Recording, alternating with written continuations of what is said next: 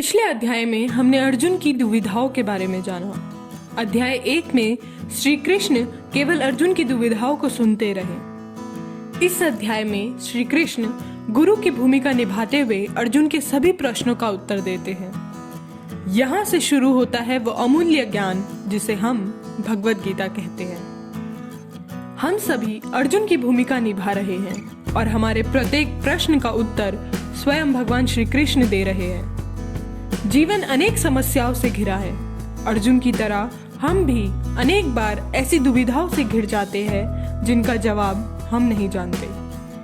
इन्हीं समस्याओं का हल श्री कृष्ण बताते हैं। ज्ञान का मार्ग, सांख्य योग।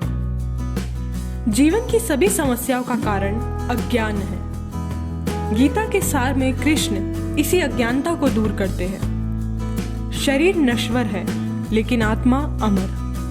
आत्मा शरीर के रूप में हजारों बार जन्म लेती है और हजारों बार मरती भी है। हे अर्जुन, ऐसा कोई समय नहीं था जब ये सारे योद्धा नहीं थे, न तुम और न ही मैं। जन्म लेने से पहले और मृत्यु के पश्चात क्या है किसी को नहीं पता। फिर भी जीवन से इतना मोह क्यों? जिसका जन्म होना निश्चित है उसके खत्म होने का भय क्यों? जन्म मरण के यही तो चक्र है। यही अज्ञान सभी समस्याओं का कारण है। जीवन के प्रति नजरिया बदलने के लिए ये सोचना काफी है कि हम ना तो ये शरीर है ना ही बुद्धि। जीवन की सभी दुविधाएं केवल हमारे मस्तिष्क में हैं। हमारी आत्मा इन सब से परे है। जिस प्रकार समुद्र अंदर से शांत है, उसी प्रकार हमारी आत्मा हमारे शरीर में है। समुद्र की उठती बढ़ती लहरें जीवन के सुख दुख समान हैं, केवल बाहरी, अंदर से सब शांत। शरीर केवल उस वस्त्र की तरह है जिसे आत्मा कुछ समय के लिए धारण करती है। समय आने पर जब शरीर रहने लायक नहीं रहता, उस वक्त आत्मा उस शरीर का त्याग कर देती है। जो न जन्म से पहले था न मृत्यु के बाद रहेगा, उसका क्या मोह, उसकी क्या पीड़ा।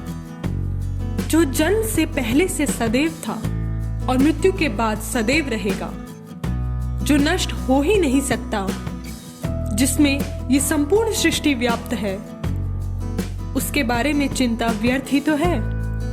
ये जीवन युद्ध हमारा कर्तव्य है जिससे हम भाग नहीं सकते, और यही धर्म युद्ध है। पर धर्म क्या है? अर्जुन क्षत्रिय थे, उनका कर्तव्य उचित के लिए लड़ना था और यही उनका धर्म था। युद्ध भूमि में शस्त्र त्याग करना अपने धर्म से भागना था।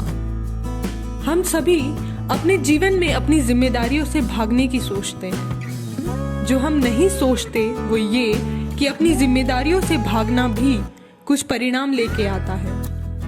हम हर समय कर्म के बड़े चक्र में बंधे हुए हैं। इस चक्र से निकलने का मार्ग हमें कृष्ण बताते हैं। मनुष्य के हाथ में कर्म करना है, उसका फल नहीं।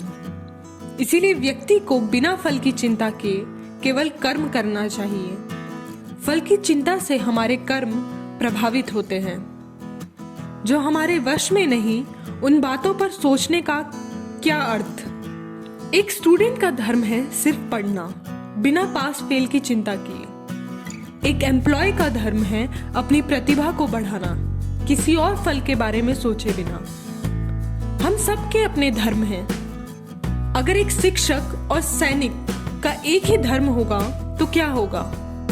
इसकी कल्पना भी डराने के लिए काफी है।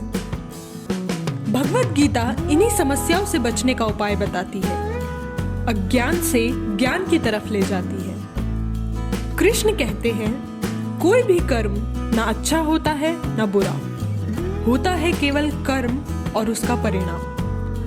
प्रत्येक कर्म के कई परिणाम होंगे। ये आपको निश्चित करना है कि आप किस परिणाम के लिए तैयार हैं। आगे की वीडियोस की जानकारी के लिए सब्सक्राइब और बेल बटन दबाएं। जय श्री कृष्ण।